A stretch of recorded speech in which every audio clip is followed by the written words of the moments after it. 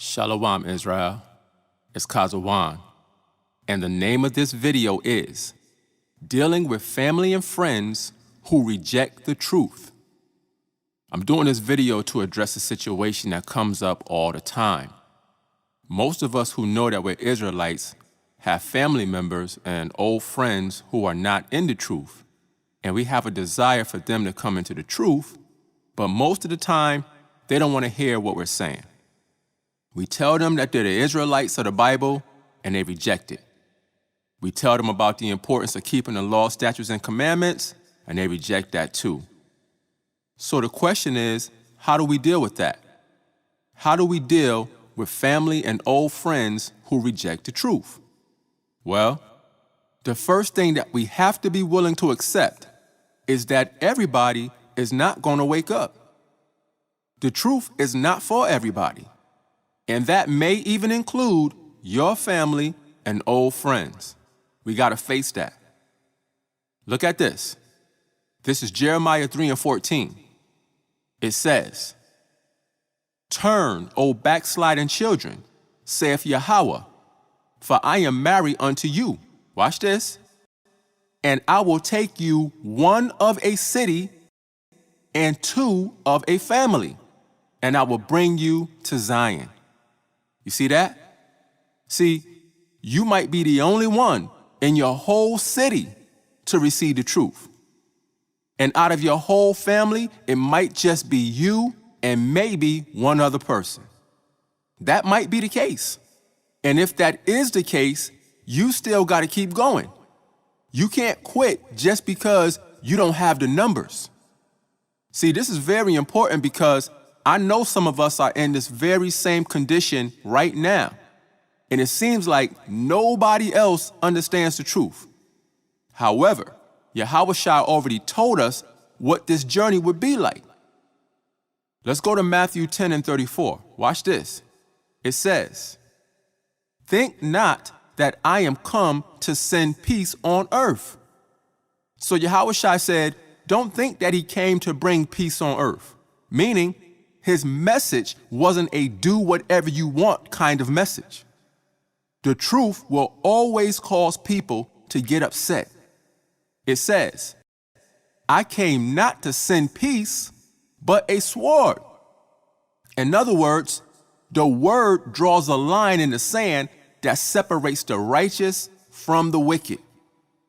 Verse 35, "For I am come to set a man at variance against his father, and the daughter against her mother, and the daughter-in-law against her mother-in-law."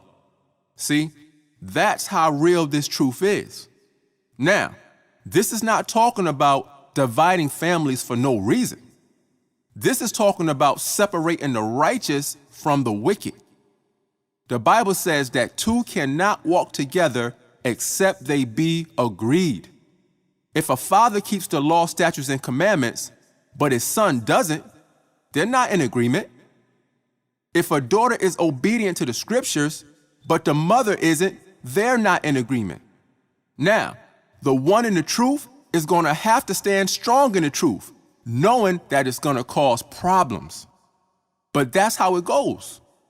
Watch this. Verse 36. "And a man's foes shall be they of his own household." So you shouldn't be surprised when your family and friends turn on you. The people that are closest to you are the main ones that'll give you the most problems. You see? But we gotta decide what's more important. Is it our emotional connection to our families, or is it the obedience to the Most High? Let's see what it says. Verse 37. "He that loveth father or mother more than me is not worthy of me.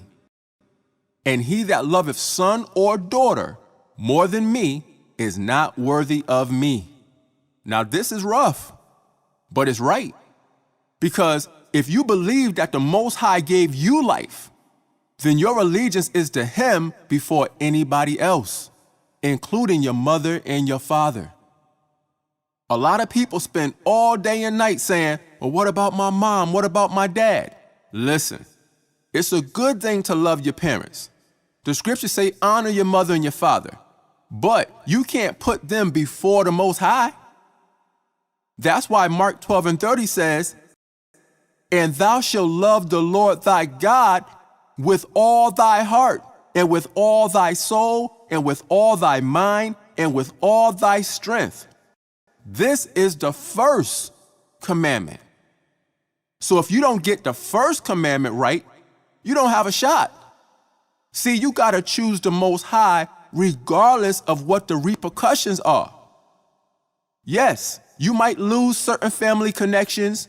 They might say you're in a cult. They might call you the devil and all types of names. But if you choose your family and friends over the Most High, you're not worthy of him anyway. Why?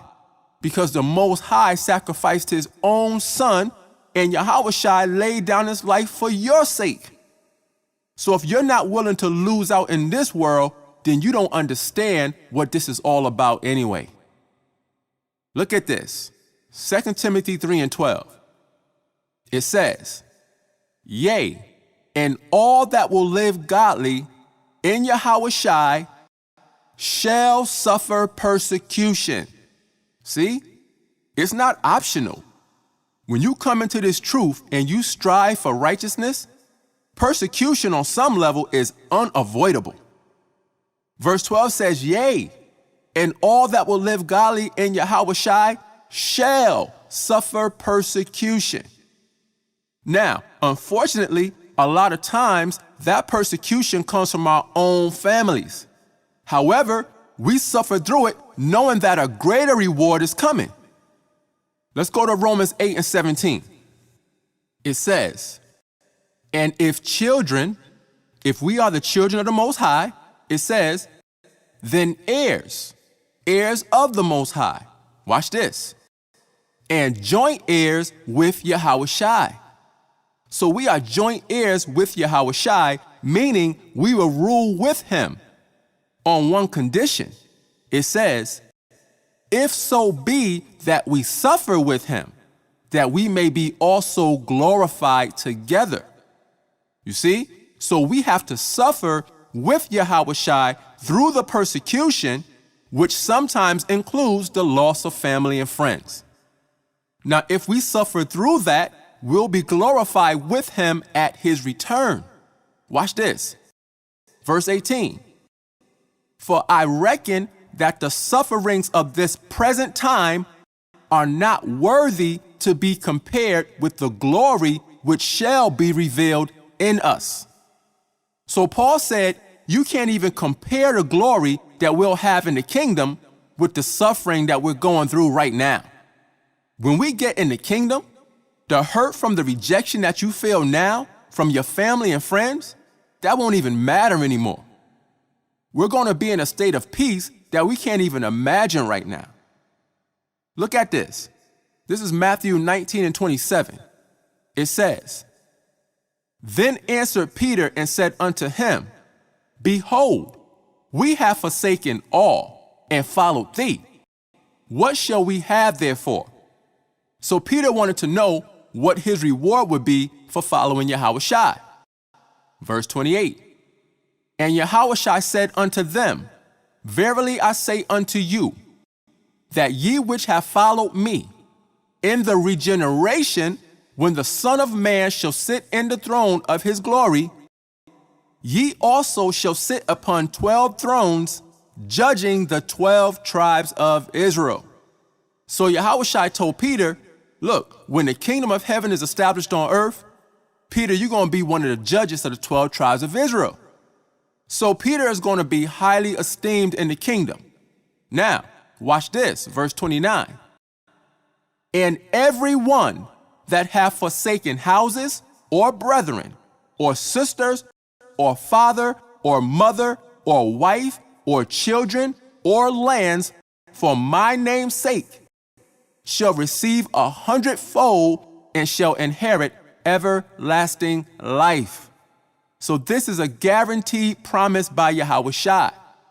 Whatever you lose in this world for the sake of righteousness, you will get 100-fold return in the kingdom.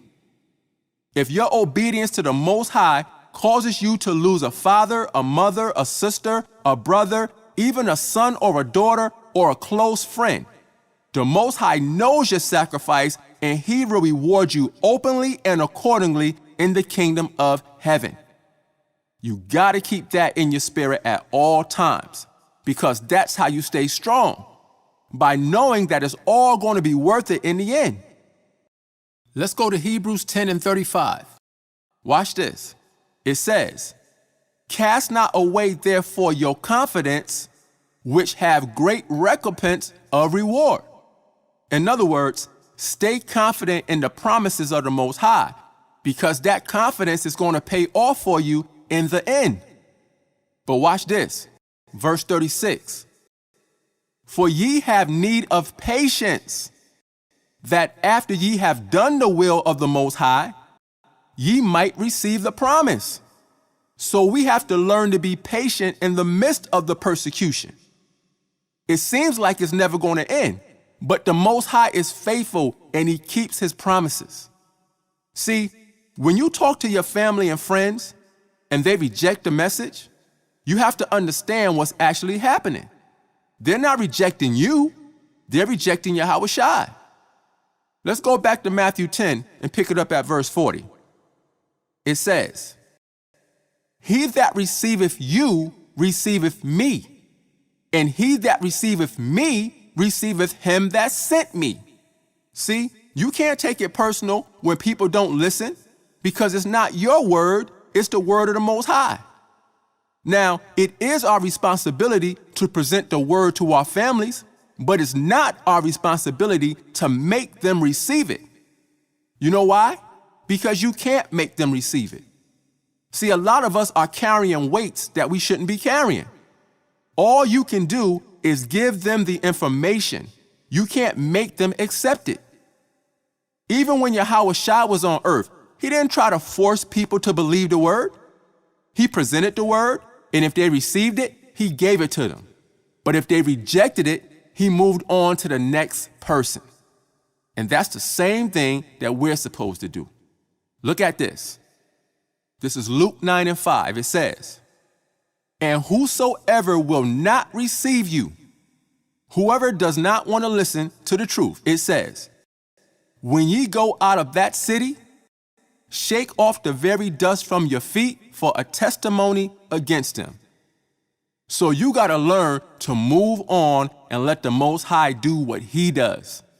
You can't wake everybody up through your own will. The Most High has to do it through His Spirit. Sometimes you just got to move on. Now somebody might say, "Yeah, but that's my family though." Again, we understand that we love our natural families, but you have a bigger family than that. Watch this. This is Mark 3:31. It says, "There came then his brethren and his mother, and standing without, sent unto him, calling him. And the multitude sat about him, and they said unto him, Behold, thy mother and thy brethren without seek for thee." So Yahushua was teaching, and his mother and his brothers came looking for him. So the people told him, they said, "Your mother and your brothers is looking for you." Watch this, verse 33. "And he answered them, saying, Who is my mother or my brethren?" Verse 34. "And he looked round about on them which sat about him, and said, Behold my mother and my brethren. For whosoever shall do the will of the Most High, the same is my brother and my sister and mother." So yes, you might have biological family on earth, but your true family is your brothers and sisters in this truth. Now, let me be clear. I'm not saying to completely close the door on your family and old friends. If at any time they come to you sincerely wanting the truth, you should be willing and able to give them the understanding that they need. However, you do not have to keep trying to force them to understand what you're saying when they keep shutting you down every time. Again, you're only responsible for telling them the truth. Once you do that, you're in the clear. Let's go to Ezekiel 3:17. It says, Son of man, I have made thee a watchman unto the house of Israel. Therefore, hear the word at my mouth. Watch this. And give them warning from me. So we do have to warn our people. Verse 18.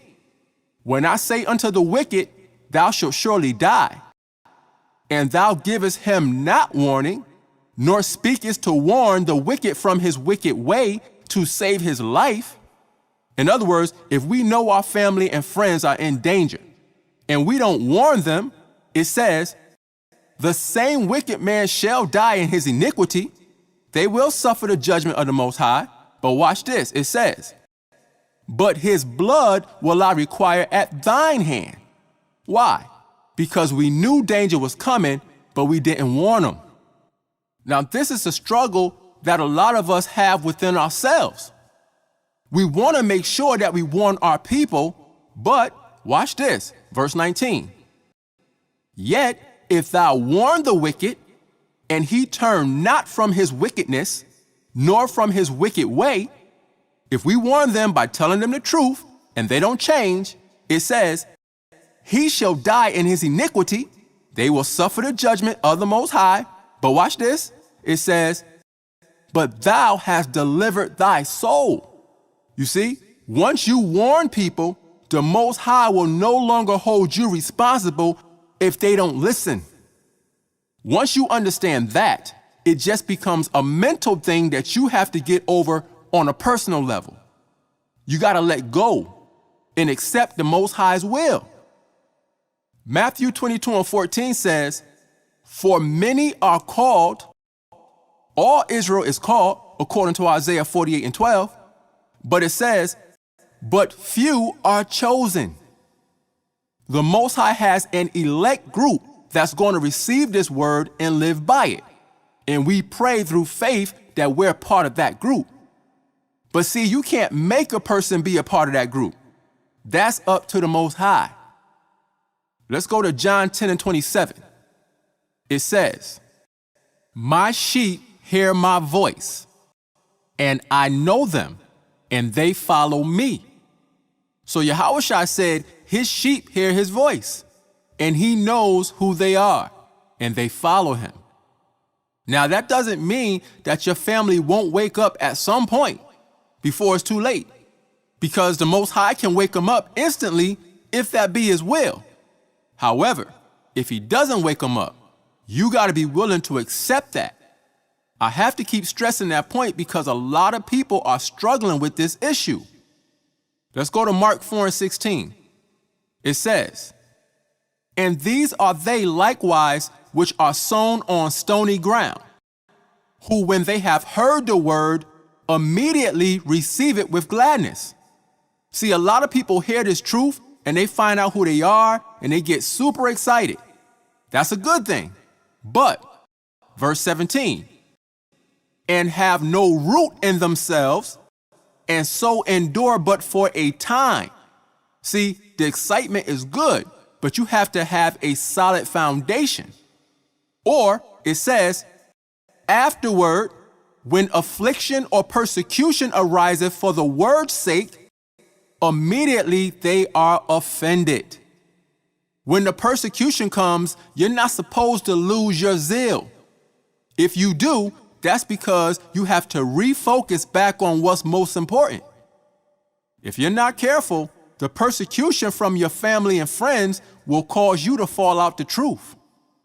Don't let anything or anybody, including your family, cause you to fall out the truth. Again, Yahushua told us that there would be divisions among families. So we have to be prepared for that. Let's go to Romans 8:38.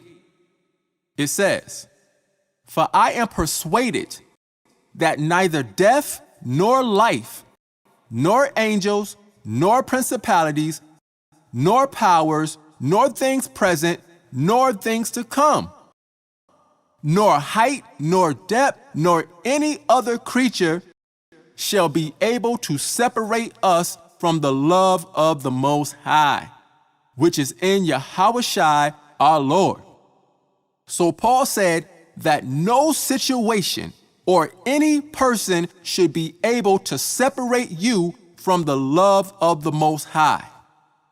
That's the mindset we gotta have. There is nothing more valuable than this truth. Nothing. It's very important that we understand that the Most High chooses us. A person can't just decide to be in the truth. That's not how it works. The Most High has to put the Spirit on a person to come into the truth. He chooses us. You got to keep that in mind also. Let's read one more verse. This is John 6:44. It says, "No man can come to me except the Father which hath sent me draw him, and I will raise him up at the last day." See that? Again, the Father has to draw you to the truth. So a lot of times when you're distraught that your family won't listen, your friends won't listen, again, that's because the Most High has to draw them. You can't will somebody into the truth. The Father has to bring them into the truth. So in conclusion, the way that you deal with your family and friends who reject the truth is by being the best example of righteousness that you can be. Show them what it means to truly be spiritual and pray that the Most High puts the Spirit on them to wake up. Now, if for whatever reason they don't wake up, be thankful that He woke you up, because you could have still been asleep also. Always be ready, just in case they do come to you for answers, because until Yahushua actually comes back, there's still a chance that they could get it. However, don't let that consume you, because there's too much work to be done for you to be focused only on your family and friends. It's not just about your immediate family and your friends. It's about the whole nation of Israel. So focus on dealing with your people as a whole and let the Most High do His work. So I'm going to end it right here. Again, I know that this is a serious issue that a lot of us are dealing with, and I hope that this video will help out in some manner. So with that, I say, Shalom.